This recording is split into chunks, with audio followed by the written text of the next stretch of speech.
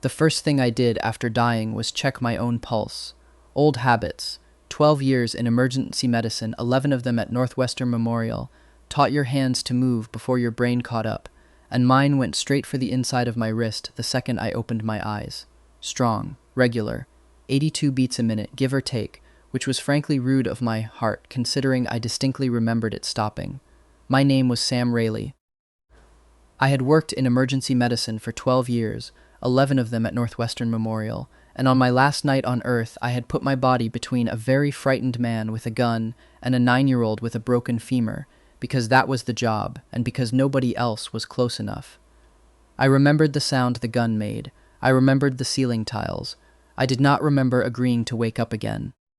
And yet here I was, flat on my back under a ceiling with hand-carved crown molding that had probably cost more than my apartment, staring at 4 fingers I did not recognize attached to a hand that was, technically, mine. Okay, I said out loud, to the empty room, because talking myself through triage was another habit I couldn't shake. Patient is alert. Patient is oriented to. Nothing, actually. Patient has no idea what year it is or who the president is, so let's call that a soft neurodeficit and move on. I sat up. Silk sheets. A window with a view of dark water that had to be Lake Michigan, because the skyline behind it was unmistakably Chicago, all glass and ambition. A wedding ring, silver plain, sat heavy and correct on my left hand like it had always been there. Then the memories arrived, and they arrived the way trauma always does. Not gently, not in order, just a wall of information slamming into a body that hadn't asked for it. Nathan Cole, 25, Omega, married to James Whitfield. James Whitfield, who ran the kind of Chicago business you didn't put on a business card. Head of a family that controlled half the north side and made the other half nervous. A man whose name, apparently, people said the way you'd say tornado warning, carefully, and while already moving toward shelter. Fantastic, I told the ceiling. I died saving a 9-year-old and got promoted to mob wife. If you enjoy stories where a clever transmigrator refuses to follow the plot and somehow turns the coldest man in the room into a hopeless romantic, stick around. Follow the channel if you want more BL stories with sharp banter, sweet moments, and just enough chaos to keep everybody honest. I swung my legs off the bed to test motor function, because that was simply what you did with a patient who'd just regained consciousness, even if the patient was yourself. Grip strength, fine. Balance, fine.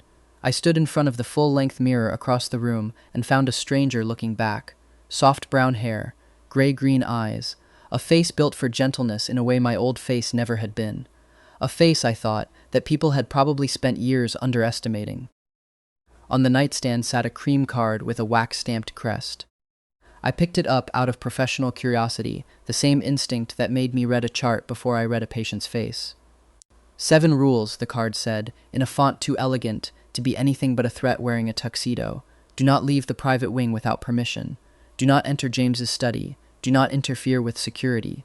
Do not question business visitors. Do not access financial records. Do not discuss the family with staff. When your safety is involved, follow James's instructions immediately. I read it twice, the way I used to read discharge instructions to patients who were about to ignore every single one of them. Then I turned it over, because if there was one thing 12 years in emergency medicine taught me, it's that the important information is never on the front of the chart. Pencil marks, faint, careful, pressed by someone who'd expected the card to be read by the wrong person. Protect Ben. Marcus knows I found the accounts. My pulse, Nathan's pulse, our pulse, whatever, ticked up half a beat, the good kind, the kind that means you've just found the thing that actually matters in a chart full of noise. Someone knocked. I didn't answer fast enough, and the door opened on a woman in a gray uniform holding a breakfast tray, who froze the second she saw me upright. Mr. Cole. Her voice had the particular brightness of someone trained to sound calm around a patient they were quietly afraid of. You should still be resting. Why? I said, already crossing to her. Do you say that like you're about to check my blood pressure? She blinked. Mr. Whitfield asked that you stay in the private wing until he returns. Asked, I repeated, taking the tray from her because she looked like she'd been standing too long and hadn't had water since sunrise. Pale lips, slightly unsteady hands, the exact look of someone running on coffee and nerves. Sit down for a second. When did you last drink anything that wasn't caffeinated? Mr. Cole, I really should. Sit, I said, in the voice I used to use on combative uncles in Bay 4, gentle but absolutely non-negotiable, and to my own surprise she sat, blinking at me like I'd rearranged the furniture in her brain. I put the tray down, poured her a glass of water from the pitcher meant for me, and put it in her hand. "There," I said. "Small victories." She stared at the water like it might be a trick question. "Are you feeling all right, Mr. Cole?" "Never better," I said, which was either the truest or the least true thing I had ever said, and I genuinely couldn't tell you which. 10 minutes later, I walked out of the private wing. Rule 1, dead in under an hour. I felt almost proud of myself. At the end of the hallway, a guard clocked me immediately, one hand rising to the earpiece coiled behind his ear with the reflexive speed of a man who'd rehearsed this. "He's heading downstairs," he murmured, and something about the phrasing snagged in my chest. Not Mr. Cole is awake, not Nathan's up, he's heading downstairs, a location report. The kind of sentence you use for a package, not a person. I kept walking, unbothered on the outside, cataloging on the inside, camera angle at the landing, a decorative mirror positioned in a way that was either accidental or extremely deliberate, the guard's eyes flicking to his phone the second he thought I wasn't looking. I caught the screen and the mirror's reflection for less than a second. Marcus. I did not smile, because smiling would have given something away, but internally, I filed that under interesting. By the time I found the kitchen, I'd learned 2 things about my new life. 1. Somebody in this house had spent a long time convincing a frightened man that a leash was the same thing as a hug. 2.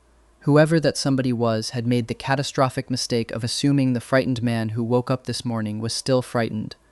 Being underestimated, in my professional experience, was better than a loaded weapon. People tell you everything when they've already decided you're harmless. I tested that theory further on my way back upstairs, when I passed a guard standing a little too stiffly by the garden doors, one hand pressed subtly against his own ribs. "You're favoring your left side," I said, stopping in front of him before he could decide whether to block my path. Deep breath for me. He blinked at me like I'd started speaking a different language. "Sir," deep breath, in through the nose. He did it, out of what I can only assume was pure reflexive obedience to anyone who used that particular tone of voice, and winced halfway through. "Yep," I said. "That's a bruised rib, maybe a hairline crack. Ice it.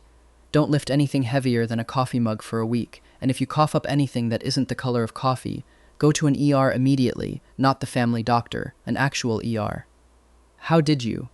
"I used to be very good at my job," I said, and left him standing there looking faintly haunted, which, in retrospect, was probably how most of the household would spend the next several weeks around me.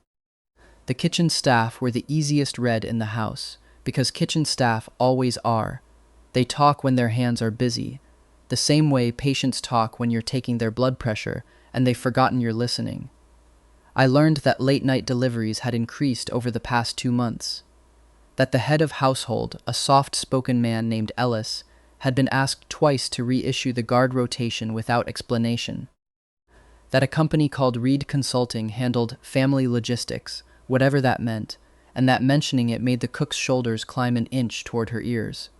I learned Ben Cole, my brother, apparently 20 years old, a sophomore at Northwestern, with a laugh the housekeeper described fondly as too loud for a library, still received mail here, though he lived off campus now. I learned his tuition, his apartment, and his health insurance were all handled conveniently, generously, by the same company that handled family logistics.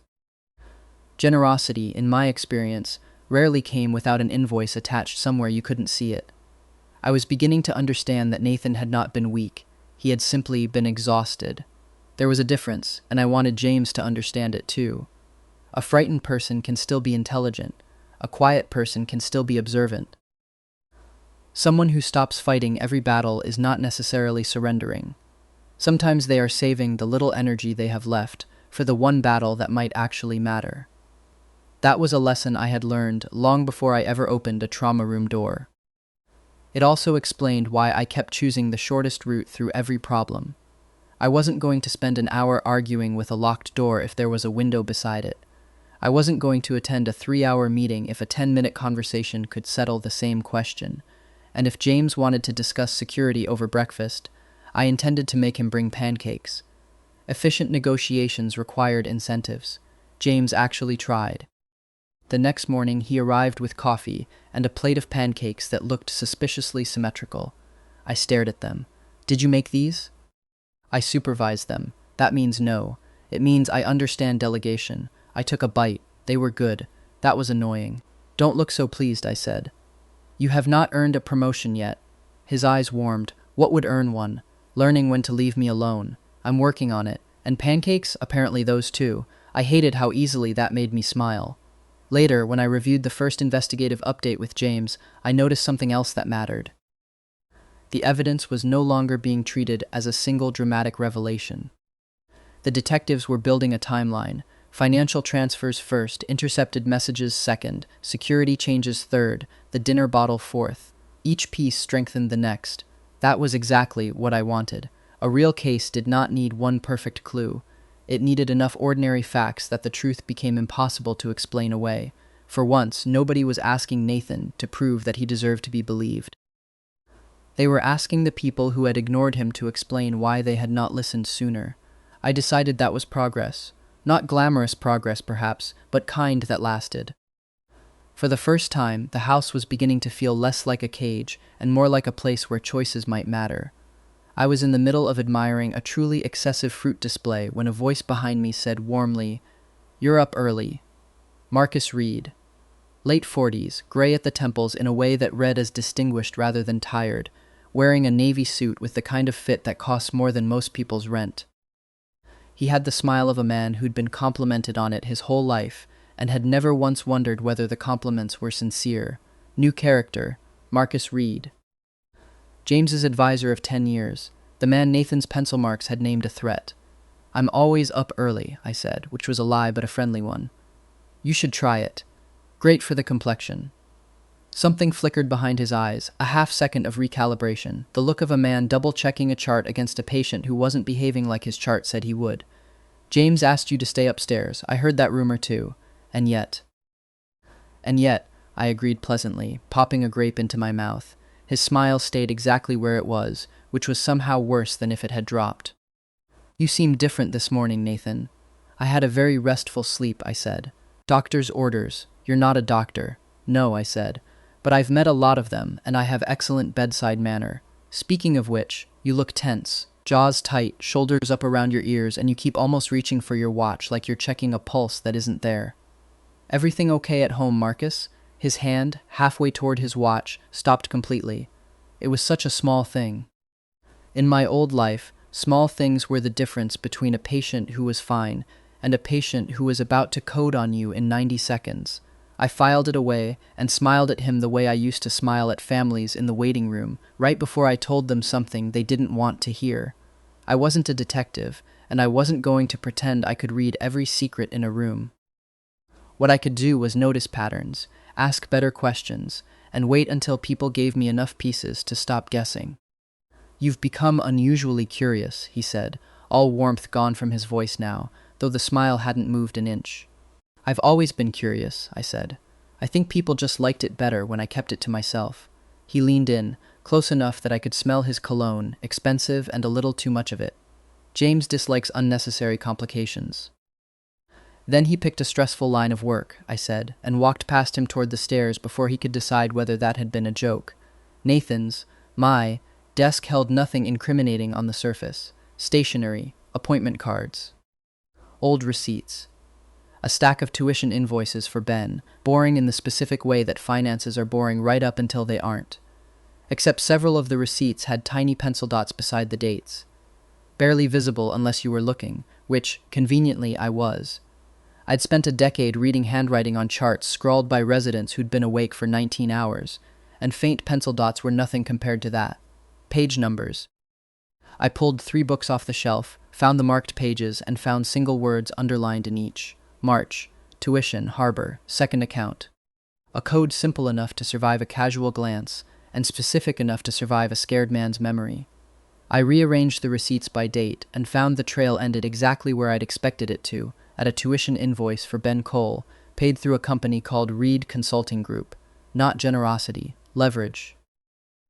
You don't pay for someone's little brother's education out of the goodness of your heart when you're also the person whispering, 3 doors down, about how unfortunate it would be if certain complications interrupted his promising future. I checked Nathan's, my phone, and found a text from Ben, 3 weeks old. Marcus says I should thank him for keeping everything stable. IDY, but it kind of freaks me out. I read it twice, the way you reread a lab value that doesn't match the patient in front of you. A memory surfaced, unbidden, sharp as a paper cut. Nathan and Ben in a parking lot, Ben laughing about a terrible dining hall meal, and across the street, a black sedan idling with Marcus behind the wheel, watching. Then Marcus's voice in a hallway, silk over steel. Your brother has a promising future. It would be a shame if financial complications got in the way of that. The memory dissolved, but the feeling it left behind didn't. Nathan hadn't been passive. He'd been managed. The way you manage a patient you don't want asking questions, with just enough kindness that the leash never quite looked like a leash. In my old life, I would have found Marcus alone in a stairwell and had a very direct conversation about boundaries. I still might. But this wasn't my body, and it wasn't only my name, and if I burned Marcus down without proof, everyone would simply believe what they already believed about Nathan. Unstable, dramatic, a liability in an Omega's body. Nathan had left a trail because he'd wanted someone to find it in daylight, not in a fight. I put everything back exactly where it belonged except one photocopy of the tuition invoice, which I folded into my jacket. Outside the door, footsteps paused. Waited a beat too long. Moved on. Marcus was afraid of what Nathan had known. Good. Fear made people careless, and Marcus still believed he was watching a fragile Omega instead of someone who had spent a decade making split-second calls while people bled out in front of him. James Whitfield came home a little after 5, and I knew it before I saw him because the entire house changed key. Guards straightened without being told to. A maid checked the foyer mirror twice in under a minute. Ellis appeared from nowhere with the particular urgency of a man who has learned, through painful trial and error, exactly how many seconds he has to make a room presentable. Power has a sound, I was learning. Sometimes it's the sound of everyone else going quiet.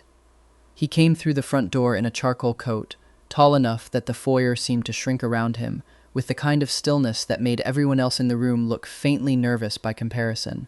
The stillness of a man who has never once needed to raise his voice to be obeyed. James Whitfield, 34, Alpha, head of the Whitfield family. The kind of man whose name people lowered their voices to say. His gray eyes landed on me at the top of the stairs, and I felt Nathan's, our body do something involuntary, some old muscle memory trying to drop my gaze and make myself smaller. I overrode it out of sheer professional stubbornness. I'd spent 11 years refusing to flinch in front of people twice James Whitfield's size and half his self-control. I wasn't about to start now. You were told to stay upstairs, he said. No greeting, no preamble, just a fact laid on the table like an X-ray. Your security team was told to watch the east delivery entrance, I said. Neither of us got what we wanted today. Something shifted behind his eyes. Not anger, exactly. Attention. The look of a man who had just been handed information instead of an argument. What happened, he said. A delivery sat unattended for almost 4 minutes this morning. One camera's angled too high to actually cover the service path. The guard posted there checked his phone more than the monitor. And somebody's changed the duty rotation twice this month without telling your house manager. I ticked it off on my fingers like a report, because that was exactly what it was. That's all from a 20-minute walk before breakfast. I'd be a little concerned about what a week would turn up. He turned to a man by the door, the security chief, I'd learn later, named Diaz, and said flatly, "Verify all of it now." "Sir." Then his eyes came back to me, and there was a question in them that had nothing to do with security. You never cared about any of this before. There it was, the real question, dressed up as an observation. Maybe I cared and stopped believing anyone would listen, I said. Something moved behind his face. Not a crack, exactly, more like the first hairline stress fracture in a wall that had been built to hold. "My office," he said, and turned without waiting to see if I'd follow. I followed because I wanted answers, not because I'd been told to. The distinction mattered to me more than it probably should have. His study smelled like cedar and old paper, and he stood behind the desk instead of sitting, coat still on, like he hadn't decided yet whether this was a conversation or a debrief. "Tell me everything you saw today," he said. I put Ben's tuition invoice on the desk between us. "Start with this." His jaw shifted when he read the company name. Where did you get this? Nathan kept records, I said, and heard the mistake half a second after I made it, talking about Nathan like someone separate from myself, because in the ways that mattered right now, he was. James's eyes came up sharp. Nathan? I met his gaze and didn't back down from it. Your husband was tracking payments tied to your family. Long before I stopped myself, started over, long before today. Marcus handles the household accounts, he said, but it came out slower this time, less like a fact, and more like a man testing whether a floorboard would hold his weight.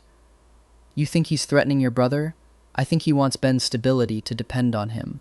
I think that's not generosity, that's a leash with better lighting. Marcus has worked beside me for 10 years. Then you should know whether he's the kind of man who mistakes access for ownership, I said. His jaw tightened, and for a second I thought he'd reach for the rules on his desk, the way some men reach for a gun. The familiar weapon, the thing that had always worked before. There are rules in this house for a reason. Then make sure the person enforcing them isn't the one who wrote himself a loophole. Neither of us moved for a long moment. I braced for the version of this conversation I'd expected. More restrictions, more guards, a locked door wearing the word protection like a name tag. Instead, James picked up the phone on his desk. Audit the east entrance, he said. The camera outside this office, every access log from the last 30 days. Route none of it through Marcus. Send it directly to me. When he hung up, I just looked at him. What? He said. I expected you to give me an order. The corner of his mouth moved, not quite a smile. So did I. He slid the invoice back toward himself. What else? The formal dinner happened 2 nights later. Sooner than I'd expected, though I'd learned James rarely gave anyone, including himself, much notice before business demanded a table full of careful smiles. 3 of his allies and 2 family representatives sat around a table set with more silver than my old apartment had owned in total, everyone speaking politely, while quietly weighing everyone else's worth in the room. James sat at the head. Marcus sat 3 seats down, close enough to watch and far enough to look uninvolved. I sat beside James, visible enough to be judged, and in the way Marcus clearly still believed, harmless enough to be background noise. Then a server came in from the east hallway with a dark green bottle. Every other bottle that night had carried a small cream inventory tag at the base. This one didn't. The seal looked newer than it should. The server had come from the wrong door for that particular vintage. I'd catalogued the service route without meaning to, the same way I used to catalog an ambulance bay before I even knew I'd need the information. And Marcus wasn't watching the bottle. He was watching me. James reached for his glass. Don't drink that, I said. The table went silent in the specific, expensive way that rooms full of powerful people go silent, not gasping, just very, very still. James's hand stopped an inch from the stem. Marcus's smile arrived a half-second too fast to be natural. Nathan, perhaps this isn't the moment for another security concern. That depends on whether James wants to finish dinner with a pulse. A couple of the guests actually flinched. James didn't. He looked at the bottle, then at me, weighing the 2 of us against each other with the calm of a man doing math he already suspected the answer to. What did you see? He said. No inventory tag. Newer seal than the rest of the bottles tonight. Wrong service door. And somebody at this table who cares a lot more about whether I noticed than about whether you're safe. I looked at Marcus when I said the last part, and had the small, ugly satisfaction of watching his smile falter for exactly half a heartbeat before it snapped back into place. James saw it too. Security, he said, and Diaz stepped forward like he'd been waiting behind the curtain for his cue. Preserve the bottle, lock the cellar, pull every service camera from tonight. Nobody leaves this house until we know where that came from. This is excessive, Marcus said, leaning back with the practiced ease of a man who has talked his way out of worse. Then you shouldn't mind waiting, I said. 20 minutes later, Diaz came back with the kind of face that meant the news was bad. The bottle isn't on tonight's manifest. It came through the East Service Hall after final inventory closed. Contents, James said, and his voice had gone somewhere cold and very quiet.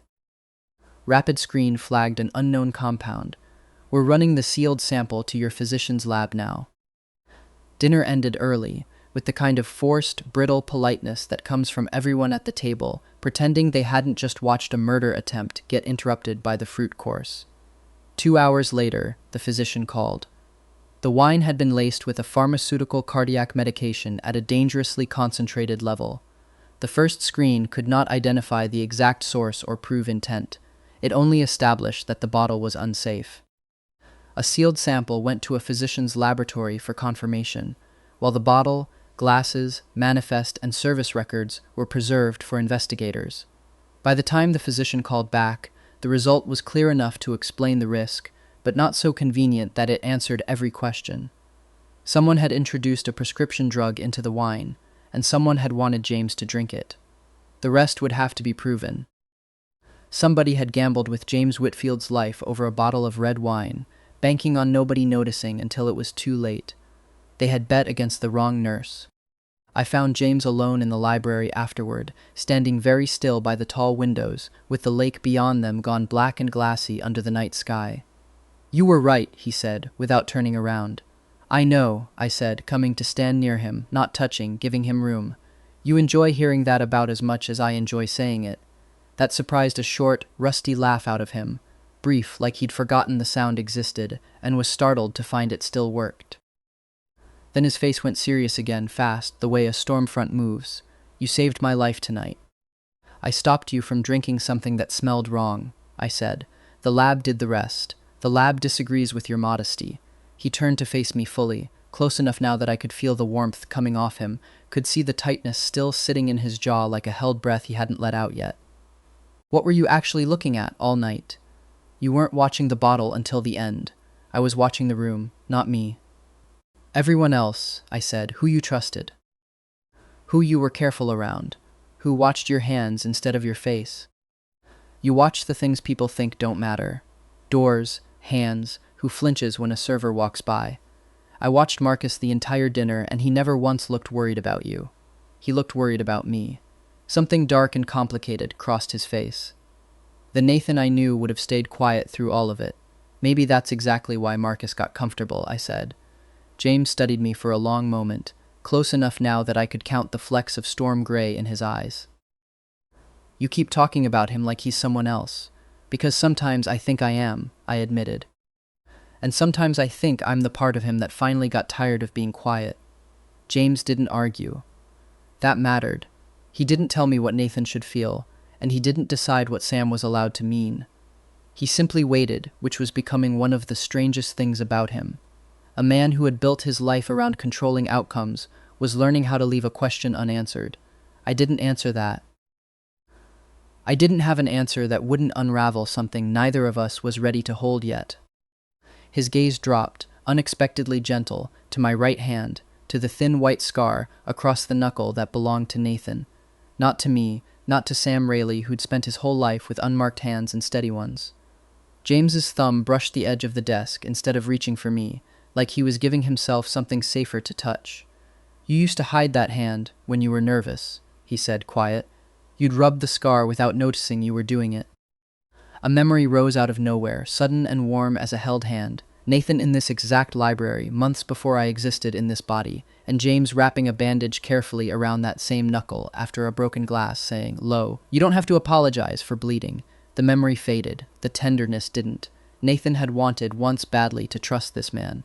"Did you love him?" I asked, before I'd decided to ask it. James went very still. "Yes, then why didn't he know it?"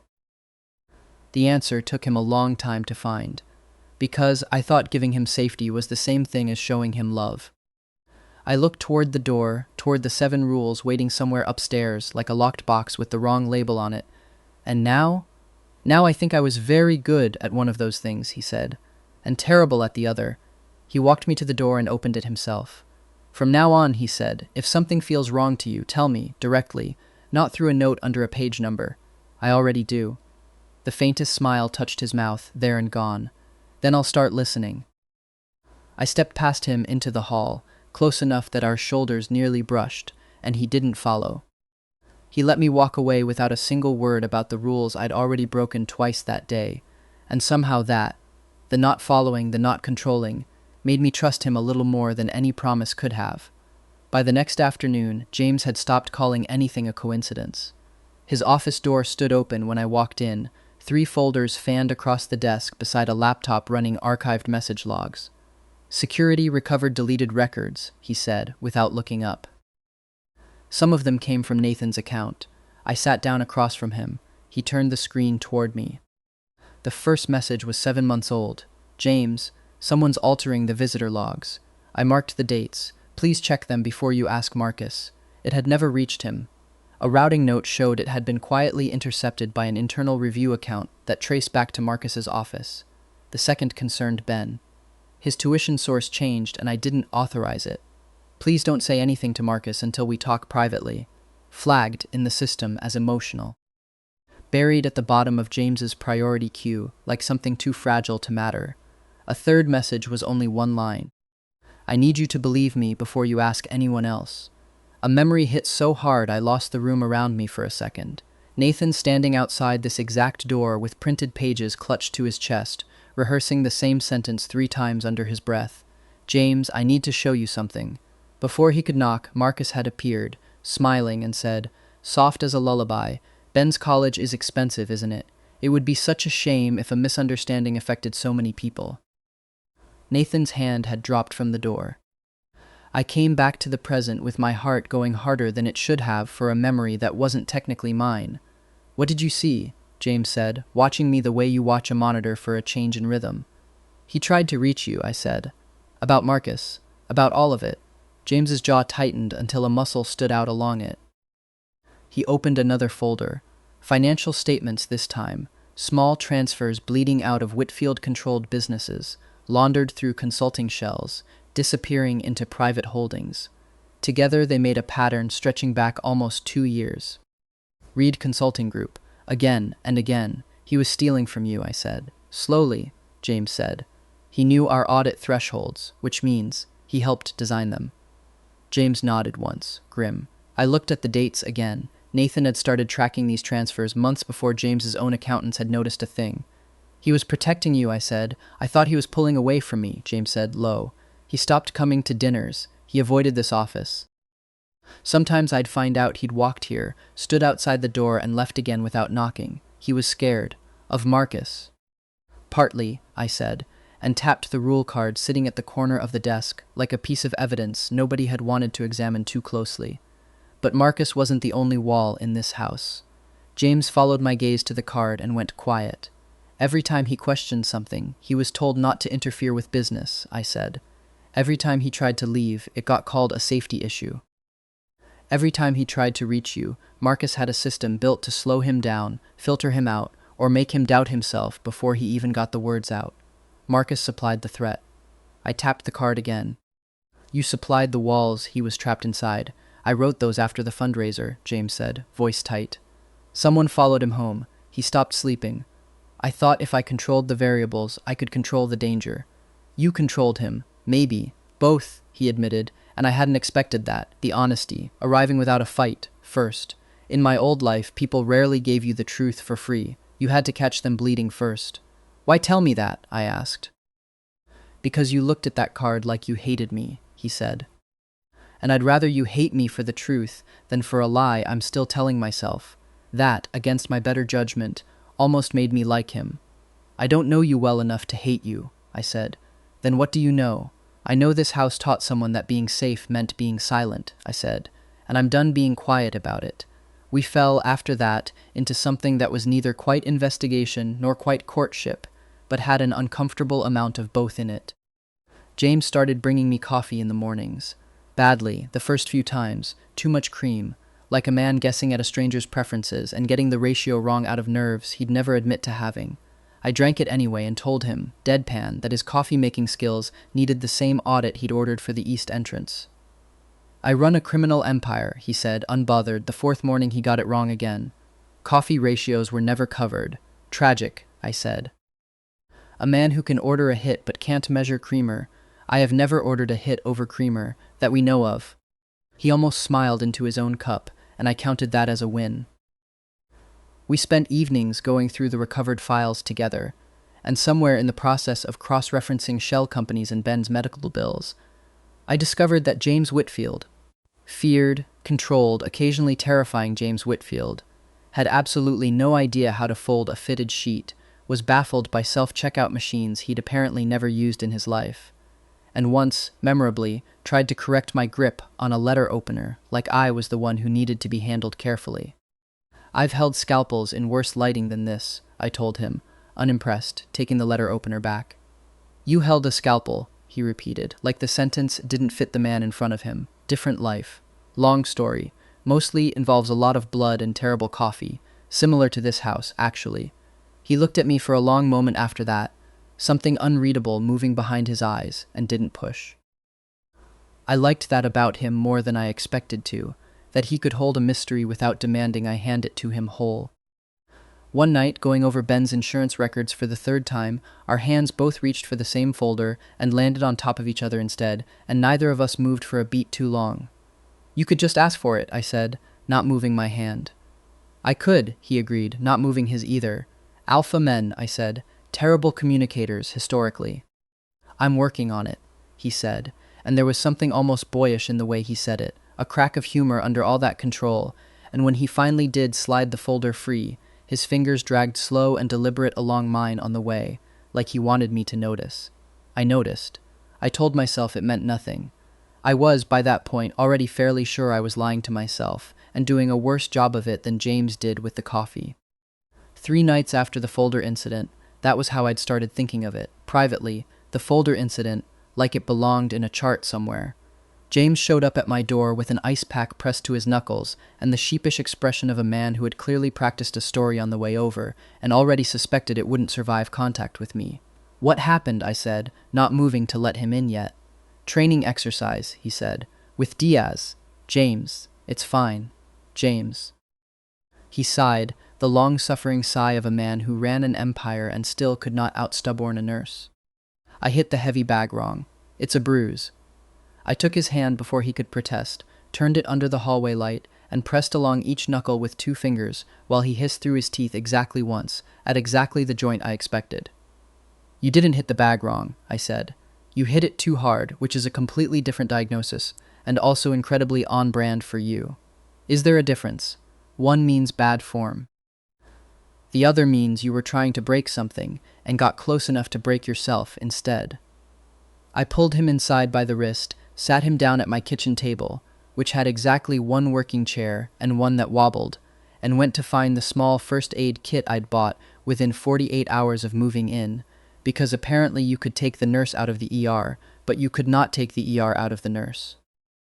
You keep a full kit, he said, watching me lay out gauze and tape with the particular efficiency of muscle memory, in an apartment with 1 working smoke detector. Priorities, I said. Nathan. Sam, I corrected, without really meaning to, and then stopped because it was the first time I'd said the name out loud to him. He went very still. Sam, that's who I was. Before, I focused very hard on the tape, on not looking up, on the safe, boring geometry of wrapping a hand that didn't actually need much wrapping at all. Sam Riley, 12 years in emergency medicine.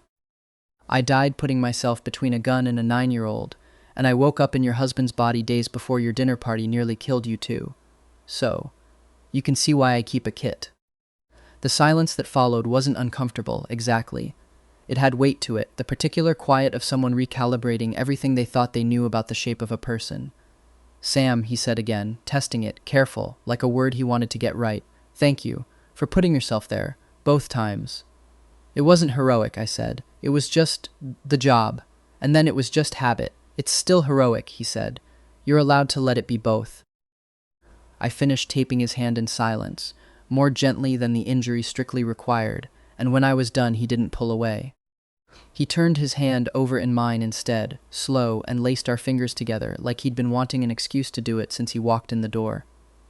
I liked your wobbly chair, he said, apropos of absolutely nothing, clearly changing the subject on purpose to give me somewhere safer to land. It's since it has character. It has a missing screw and a personal vendetta against my spine. I could fix it, he offered, with the transparent eagerness of a man looking for any reason to come back. You set dinner rolls on fire someday, I informed him, though I hadn't told him that part of the future yet, and wouldn't for a while, and he blinked at the strange specificity of it before deciding, wisely, not to ask. I don't trust you within 10 feet of a screwdriver. That's an unfair generalization based on a single data point that has not even happened yet. I stand by it. He smiled, a real one, easy, unguarded, in a way I'd only seen a handful of times since I'd opened my eyes under that carved ceiling. I miss this, he admitted, quiet, being talked back to. Careful, I said. Keep saying things like that, and I might start believing you actually like me. I might actually like you, he said, entirely too casually, like the sentence hadn't just landed somewhere soft and unguarded in my chest. I didn't have a smart answer ready for that one. For once, I just let the silence sit there between us, warm instead of tense, and didn't rush to fill it. He stayed for 2 hours that night, long past when the bruise needed any more attention, drinking bad tea out of my one unchipped mug and losing, spectacularly and repeatedly, at a card game I'd learned from a burn unit attending during a particularly slow night shift. He was terrible at bluffing. His whole face gave him away every single time, which felt, somehow, like the most honest thing about him. That underneath every controlled, careful, unreadable inch of James Whitfield, there was a man who could not, for the life of him, hide a bad poker hand from someone who was actually paying attention. I was, by that point, paying very close attention indeed. Ben came to the house on a Saturday, unannounced, wearing a Northwestern hoodie and the specific anxious energy of a 20-year-old who has been summoned somewhere without being told why. Ben Cole, 20, Nathan's younger brother. Sophomore, prone to laughing too loud in libraries, and, according to every member of the household staff, the one person in this family who still believed the world was fundamentally kind.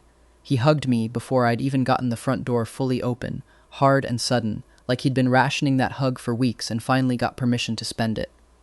"You've been acting weird," he said into my shoulder. "Weird good, I think, but weird." "I contain multitudes," I said.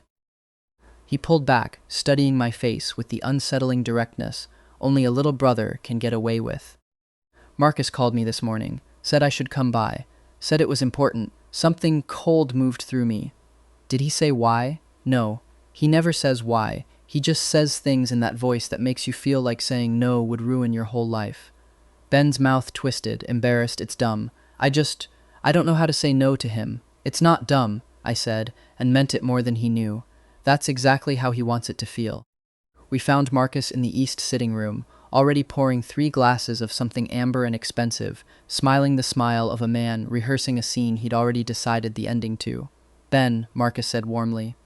"And Nathan." Perfect timing. I was just telling James I thought it was time we had a family conversation about Ben's future. His apartment lease is up for renewal, his health coverage needs re-signing, and I thought, given how close we all are, it made sense to handle it together. Given how close we all are. I had heard versions of that sentence before, in a different hospital, from a different kind of predator, the ones who used family and close like currency, spending them to buy silence. "Funny," I said, taking a seat across from him instead of the one clearly arranged for me beside him. "I don't remember Ben asking for your help managing any of that." Marcus's smile didn't move. He didn't have to ask. That's what family does. "Family doesn't attach strings and call it string-free," I said. "Ben, did you know your tuition, your lease, and your insurance are all routed through Marcus's company?" Ben went very still. "What?" "Not through James," I said, watching Marcus's hand twitch a half-inch toward the glass he'd poured for himself, "through Reed Consulting. Which means, functionally, every part of your life that keeps you safe belongs to Marcus. And people who own your safety tend to expect a lot of quiet gratitude in return." "That's an ugly way to describe generosity," Marcus said, and for the first time his voice had lost some of its silk. "It's an accurate way to describe leverage," I said. "You've been telling a 20-year-old that stability is a favor instead of a right, and hoping nobody in this family noticed, you were the one deciding who got to feel safe and who didn't." James arrived at the doorway then. I hadn't heard him come in, but the room changed instantly, the way it always did, Marcus's spine going a fraction straighter without him seeming to choose it. "James," Marcus said, recovering fast, reaching for warmth like a man reaching for a coat in a sudden storm. "We were just discussing Ben's arrangements." "I heard," James said, and his voice had gone somewhere very quiet and very final. "I also spent the last 2 hours with Diaz going through 10 years of your access logs, Marcus." He set a folder on the low table between them. The same kind of folder I'd watched him fill for days. 2 years of transfers out of family accounts through shell companies you built specifically to sit under our audit thresholds. intercepted messages from Nathan trying to reach me. A wine bottle laced with enough cardiac medication to stop my heart at my own dinner table. Marcus's smile finally, completely, failed. I can explain. You've had 10 years to explain, James said. I gave you all of them. I'm done giving you more. Marcus's eyes flicked toward the door, calculating, and I felt Nathan's. Our body tense automatically, old instincts rising, the part of me that had once talked down a man twice my size, holding a broken bottle in a hallway at 2 a.m. But Diaz was already in the doorway behind him, calm and immovable as a wall, and 2 more security staff stood just beyond that. You spent 10 years making yourself indispensable, I said, before Marcus could try to spin one more version of the story, by making everyone around you a little more afraid, a little more dependent, and a little more grateful to you for controlling the fear you created. It was a good trick. It's just not going to work on people who've started comparing notes. Ben, beside me, laughed, a short, startled, disbelieving sound. Oh my God, you basically just diagnosed him. Old habits, I said. Marcus's composure cracked at last into something ugly and small. You have no idea what I built for this family. I have a very clear idea, James said. It's all in the folder. By that evening, investigators had enough evidence to take Marcus into custody, but the case did not magically become complete the moment the handcuffs closed. Detectives spent the following days reconstructing the financial trail, interviewing staff, preserving digital records, and tracing the service route that had brought the bottle into the dining room. The arrest was the beginning of accountability, not the end of the investigation. Marcus had spent 10 years building layers between himself and the truth. For once, the layers were being removed one at a time. He was arrested in the foyer of the house he'd spent a decade quietly bleeding dry, in front of the same staff who'd once lowered their voices at his approach. He didn't go quietly. He tried, right up until the handcuffs closed, to remind James how many years of loyalty he was throwing away. But nobody in that foyer looked away, and nobody lowered their eyes, and I watched something in Marcus finally understand that being witnessed, plainly and without fear, was its own kind of consequence. That, I told James, once the door had shut behind the last car in the driveway, was more satisfying than it probably should have been. James glanced toward the stairs. You did break every rule. Technically, you wrote terrible rules. I was trying to keep you safe, and I was trying to stay sane. We both made questionable choices. His mouth twitched. Which rule was your favorite to break? I considered it. The last one. Follow my instructions immediately. Exactly. Terrible rule. 0 stars. For the first time that day, James laughed without looking like he had to earn it.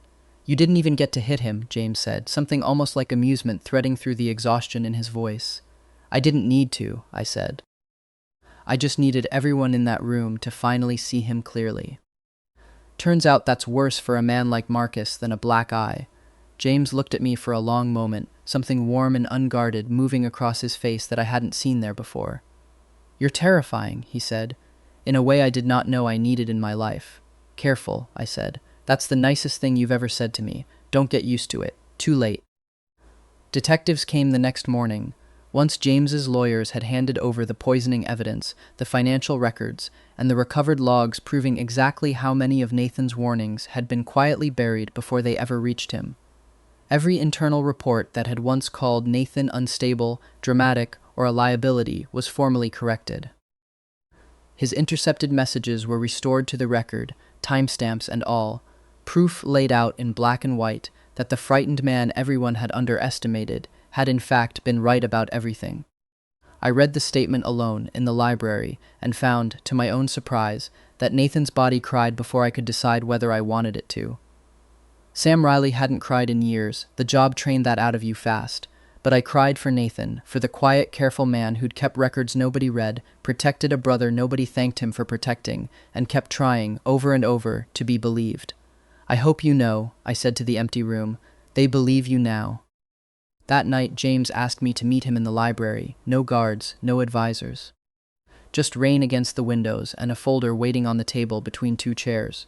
Inside were documents restoring full independent access to Nathan's accounts and identification, confirming his ownership of property already legally his, and severing all of it from the security systems Marcus had exploited for years. Underneath all of that sat a signed separation agreement. I stared at it longer than I meant to. What is this? A choice, James said. He stayed on the far side of the table, hands loose at his sides, giving me room the way he'd learned, somewhere in the last few weeks, that I needed. I spent years thinking love meant keeping you close enough that nothing could reach you. Marcus used that. I helped build the exact system he exploited, even if I never meant to. You could keep it exactly the way it was, I said. Nobody would stop you. I know, he said. I'm choosing not to. And if I leave, I said, what happens? No one follows you. No one reports on you. Ben stays untouched, and everything already legally yours stays yours. His jaw worked once, like the next part cost him something. I won't make your freedom into another debt you owe me. I looked down at his signature at the bottom of the page, steady and deliberate, the handwriting of a man who had made himself do a hard thing on purpose. I need time, I said. Take it, he said, without a single condition attached to the offer. I picked up the folder and walked toward the door. He didn't ask when I'd be back. He didn't ask if I'd be back at all. That should have made leaving easy. Instead, I stopped with my hand on the doorframe, folder pressed against my chest exactly the way Nathan had once stood outside another door in this house, too afraid to knock. James, I said. He looked up. I crossed the room. This time I didn't reach for his wrist the way I sometimes did to check a pulse out of old habit. I reached for his face instead, slow, giving him every chance to step back. He didn't. I don't know if what I feel belongs to Nathan, I whispered, or to me. The uncertainty hurt, but it was honest. I didn't want a love story built on borrowed memories, guilt, gratitude, or the assumption that because Nathan had loved James, I had to continue that love for him. If I stayed, I wanted it to be because Sam wanted James.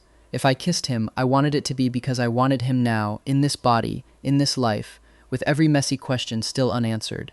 His eyes closed for half a second under my palm, like a man finally allowed to stop bracing for a blow. Then don't decide tonight. I thought mob bosses liked immediate answers. I used to, he said, and his hand came up to cover mine, warm and careful, like something he was afraid of holding too tightly. What do you like now? You having patience for once in your life.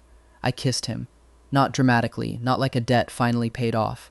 Just quiet and uncertain, two people who'd both spent far too long confusing survival with love, figuring out, slowly, what the difference actually felt like. When I pulled back, he didn't chase it. Still leaving? He asked. Yes. Something crossed his face.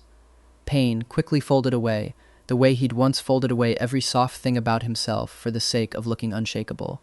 He nodded. Then leave. I picked up the folder at the door and looked back once. James stood exactly where I'd left him.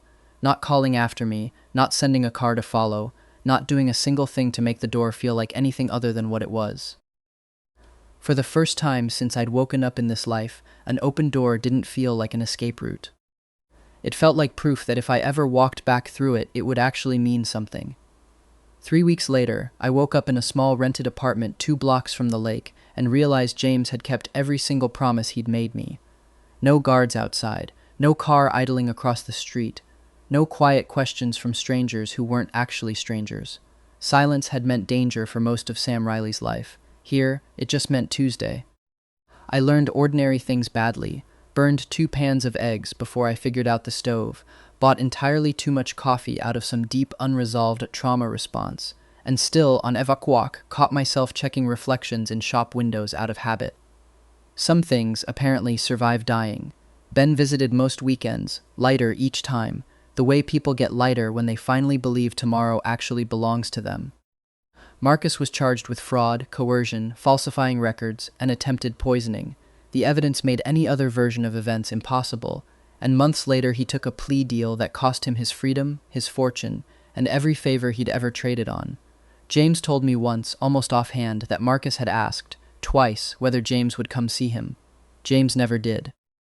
For a man who'd spent his whole career making himself indispensable, being quietly, thoroughly forgotten turned out to be the one consequence he'd never planned for. James never asked me to come back. 4 months after I left, I drove out to a lake house Ben mentioned in passing, the kind of casual detail little brothers drop when they're hoping you'll take the bait. I found James behind it, sleeves rolled up, attempting to repair a wooden fence with far more determination than actual carpentry skill. He looked up. He didn't walk toward me. He waited still until I took the first step myself. Did someone send you? He asked. No. His shoulders came down an inch. Good. I'm not here because I need protecting, I said. And I don't owe you anything, I know. And I'm still not entirely sure I'm Nathan. Something gentled in his face. I know that too. I stopped in front of him, close enough to see the sawdust on his forearms, the small human absurdity of a mafia boss losing an argument with a fence post. My name was Sam Riley, I said. This body belonged to Nathan Cole. Somewhere between those two truths, I turned into someone neither of them could have been on their own. James set the hammer down. What should I call you? I looked out at the lake, silver bright under the afternoon sun. Nathan, I said, not because I'm pretending, because it's the life I'm choosing to keep. Then welcome home, Nathan, he said, and something in his voice cracked open with relief he clearly hadn't expected to feel. Careful, I said. What? That sounded like you were deciding it for me. He laughed, really laughed, loud and surprised, and I realized I'd missed that sound more than I wanted to admit. I'm staying, I told him, because I choose to. That's the only reason I'm giving you. Good, he said. It's the only reason I want. A year later, Thanksgiving filled the lake house with the smell of turkey, cinnamon, and dinner rolls that James had confidently declared himself in charge of, and then set dramatically on fire while arguing with Ben about a football call from 3 years ago that Ben apparently would defend until his dying breath. They're not burnt, James said, holding up a tray of rolls that had gone from golden to something closer to charcoal. They're well done. James, I said, those are a fire hazard. I ran a criminal empire for over a decade. I think I can handle bread. You genuinely cannot, Ben said through a mouthful of stuffing, and I laughed hard enough that I had to put my wine down. I confiscated the tray over James's mild protest and set the rolls on the porch rail to cool, mostly so the smoke detector would stop delivering its opinion. James followed me out, arms crossed, doing an excellent impression of a man not sulking. For the record, he said, when we met, you didn't strike me as someone who'd one day be rating my baking. When we met, I said, you were standing in a foyer like a weather event, and I checked your pulse without asking permission, I remember. I found it deeply unsettling. You liked it. I did not like it, he said, in the tone of a man who very much had. I found it clinically inappropriate and personally alarming. You proposed 6 months later. That's unrelated. James. Fine, he said, after a beat, the corner of his mouth giving him away exactly the way it always did at cards. Maybe I liked it a little. Nobody had touched me like that in years. Like I was a person instead of a problem to be managed. He glanced sideways at me, snow catching in his dark hair, looking for one unguarded second, like the boy he must have been before the family business ever got its hands on him. You were the first person in this house who ever looked at me and saw something worth checking on. Sap, I said, but I leaned into his side when I said it, and he wrapped an arm around me without a word, warm despite the cold coming off the lake.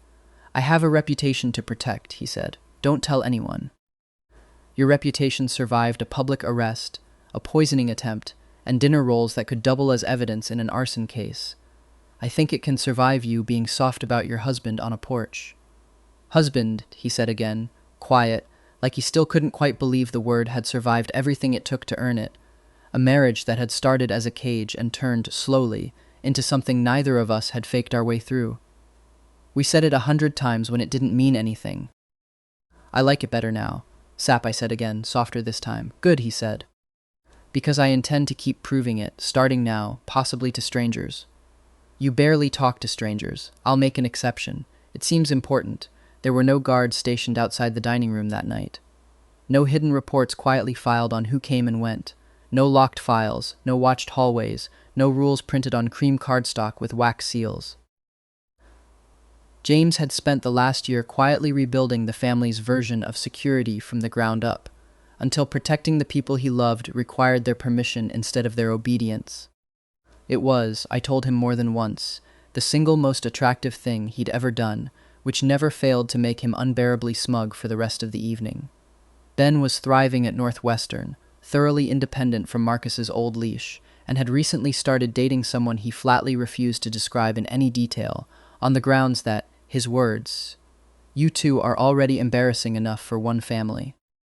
We are a delight, James informed him, with the particular gravity of a man who had once made grown adults nervous with a single glance and now spent his free time losing debates to a 21-year-old about tight end rankings.